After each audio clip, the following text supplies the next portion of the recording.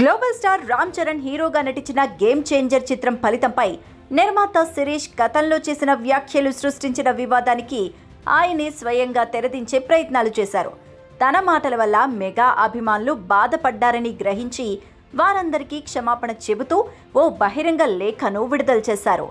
ఇక ఇటీవలే ఓ ఇంటర్వ్యూలో శిరీష్ మాట్లాడుతూ గేమ్ చేంజర్ చిత్రం విడుదలైన తర్వాత హీరో రామ్ చరణ్ గాని దర్శకుడు శంకర్ గాని తమకు ఫోన్ చేయలేదని వ్యాఖ్యానించారు. ఇక ఈ వ్యాఖ్యలు సోషల్ మీడియాలో తీవ్ర దుమారాన్ని రేపాయి. మెగా అభిమానులు శ్రీ వెంకటేశ్వర క్రియేషన్స్ బ్యానర్ను నిర్మాతలను లక్ష్యంగా చేసుకొని విమర్శలు గుప్పించారు. తమ హీరో సినిమాకు పూర్తి సహకారం అందించినా ఈ విధంగా మాట్లాడడం సరికాదని వారు తీవ్ర ఆగ్రహాన్ని వ్యక్తం చేశారు.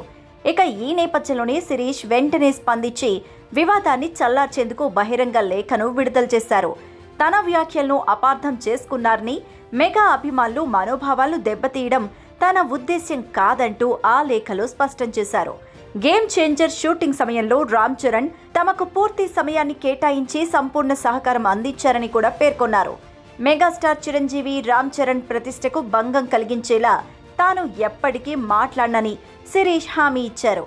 ఒకవేళ తన వ్యాఖ్యలు ఎవరినైనా నొప్పించి ఉంటే క్షమించాలంటూ ఆ లేఖలో విజ్ఞప్తి చేశారు.